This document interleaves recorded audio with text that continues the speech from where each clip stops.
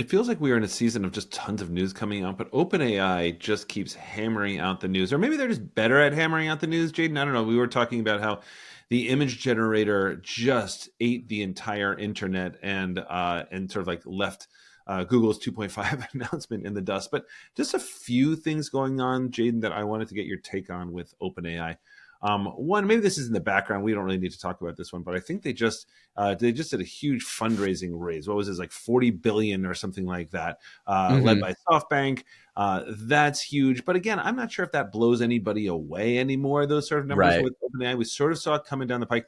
I think the way more interesting one was the one that you were just telling me about, which sort of has just come out again, like when we are recording this about GPT-5, and it looks like maybe they're going to delay GPT-5, but in exchange, they may think about. Are they thinking about like releasing other reasoning models? What you were just telling me about this? Tell me what you were just telling everybody. Yeah, let's go straight to the horse's mouth on this one. Sam Altman just tweeted and said, so like previously, he was like, hey, we're all going to get GPT-5 pretty soon here. We're not even going to release the O3 and O4 mini models because we'll just bake them into GPT-5. So just like, forget about ever getting those. He just 2 hours ago said, change of plans. We're going to release O3 and O4 mini models after all, probably in a couple weeks, and then do GPT-5 in a few months. There are a bunch of reasons for this, but the most exciting one is that we are going to be able to make GPT-5 much better than we originally thought. We also found it harder than we thought it was going to be to smoothly integrate everything, and we want to make sure we have enough capacity to support what we expect to be unprecedented demands. There is a lot to unpack in that tweet. The first thing I want to talk about is the unprecedented demands. They recently just ran into this exact issue. ChatGPT users have now generated over 700 million images since last week when their new image generator came out. And they also had to kind of do this walk back where originally they're like, okay, everyone, we rolled out the new image generator. Enjoy. Even the free tier users are about to get it. And then they're like, okay, sorry, free tier users, you're not getting this for a couple of weeks because our demand is so high. Our GPUs are literally melting. And then they're like, okay, Sam Altman literally tweeted and was like, okay, everyone, slow your roll because like we can't handle That's all funny. of the demand right now. I have my video editor who's making thumbnails for me Mhm. for like 3 different podcasts, this one included. And he's like, man, it's so annoying because sometimes it's like, I'll be generating images and they're like, oh, sorry, there's too much demand. Wait 1 hour before you can generate your next image. And he's like, come on. So like, I think this is a very valid point that if the demand for GPT-5 is as high as maybe they predict, and it is anything like this image model, their data centers are absolutely going to burn to the ground. And so they're maybe trying to mitigate some of that as well. I mean, this is the age-old question, Jaden. Like, how are they? I mean, okay, yes, they just raised 40 billion and all that sort of stuff. I don't want to take this in a weird direction, but like, where is this all going? Like at some point, I mean, look, OpenAI is making money, but are they making enough money to support this? Like right now, they keep trying to roll things out to free users, and then they keep sort of like pulling back all that sort of stuff. It just feels like everything with OpenAI right now is a loss leader, right? Like every single thing they do. And look, we've learned from Amazon and Uber and all these great companies, like this is how you build giant companies and things like that. But just the scale, 700 million images, my God. I mean, now on the other hand, they added 1 million users in the last whatever. So this is where I think that this is going to be just super interesting to watch. Like you have on one side, and I always think about like, what does this mean for your company? What does this mean for you? What does this mean for enterprise adoption? All that sort of stuff, which is going to ultimately really impact the global economy, but certainly, our economy in the United States as well. You have Microsoft, which everybody's already there. So I get tons of requests for Copilot stuff, right? Totally Yep. makes sense. Okay, that makes sense. But then, you have Google and everybody's like a Google shop. So of course, everybody is going to already have, Google already has the eyeballs. But then you have OpenAI in there, and OpenAI has like tons of users, but they don't have a cloud service, which means where it's not like they're selling data storage and things like the huge money makers like Google Cloud, Azure, Bedrock, things like that can make money on. So I love the technology, Jane. Don't get me wrong. We both do, but like, can we just pause for 1 second? Like, any thoughts on like what OpenAI is doing, or what's the ultimate plan, or is this just all, especially because it's all going to, in terms of cost and all that kind of stuff, it's all going to zero. Any thoughts on that?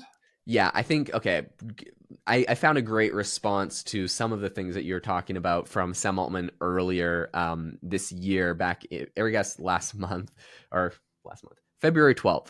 And Yeah. he was giving the kind of roadmap for GPT 4.5 and GPT-5. And like you mentioned, it's literally, it seems like a very big loss leader. He said the free tier of ChatGPT is going to get unlimited chat access to GPT-5 at the standard intelligence settings, subject to abuse thresholds. And then he's like, plus subscribers are going to be able to run it at a higher intelligence. Pro subscribers will be able to run it at an even higher level of intelligence. We've seen essentially from the benchmark data that the more GPUs you give the model, the better your responses can be. And so when we have these like insane benchmarks where, OpenAI is the best at everything, it's because they gave it like $1,000 per question. So like you can really go crazy with it. Yeah. But the thing that I want to bring up is, like you mentioned, they're essentially saying GPT-5 is going to have unlimited access to free tier. And if it's anything like the image model that just came out, as Right. far as a step in how much better this thing is, the usage will go crazy. And it's like, how can they afford to keep doing this? Yes, they just raised a ton of new money, but like, how long can they keep losing money to earn or to get users? And I think that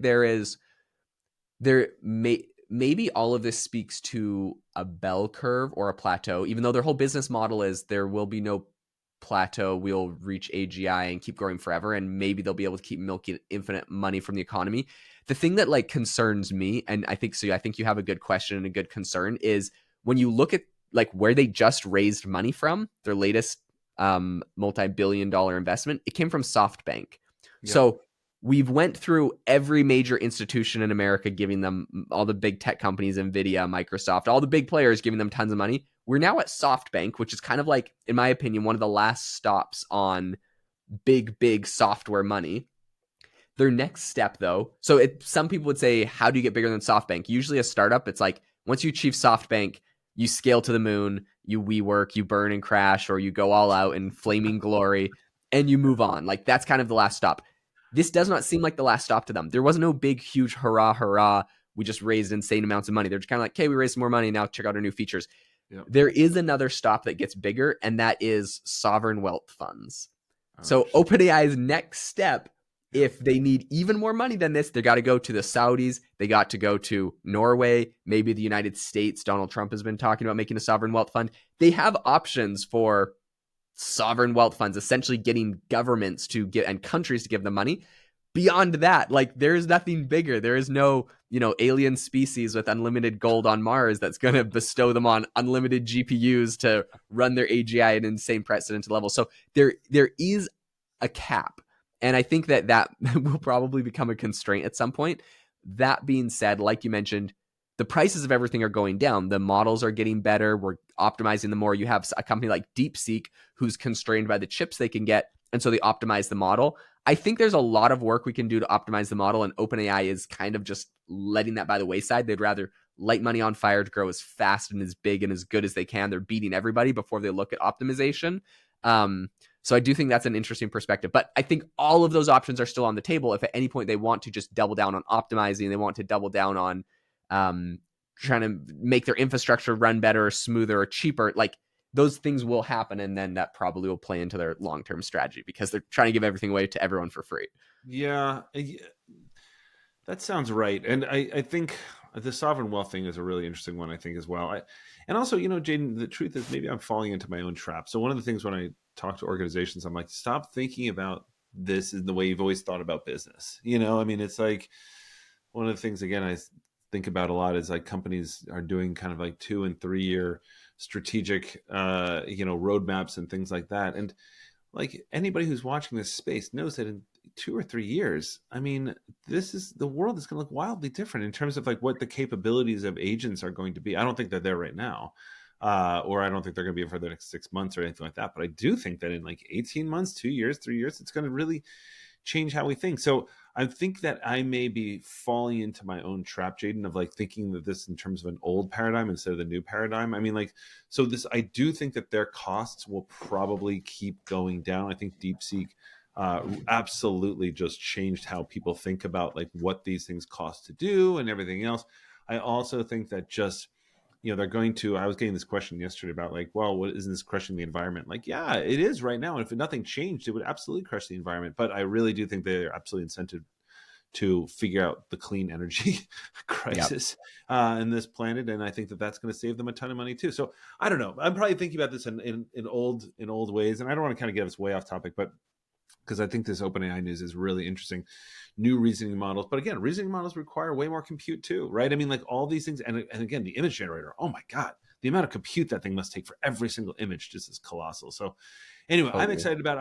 I think what I don't mind GPT-5 getting delayed. I really don't. I think that we're at capacity at this point in terms of like what we're not exactly having people like bust out, be like, we need more things that we can do on this. Like, people aren't even taking advantage of what's there now. So it's interesting, but I don't think it's going to slow anything down. You know what I mean? Yep, I agree. So fingers crossed that they find a solution that costs less and uses less compute, and they actually start doing a lot of work on the optimization. I think DeepSeek probably lit a little bit of a fire under them for that. So I actually think that's some good that came out of DeepSeek.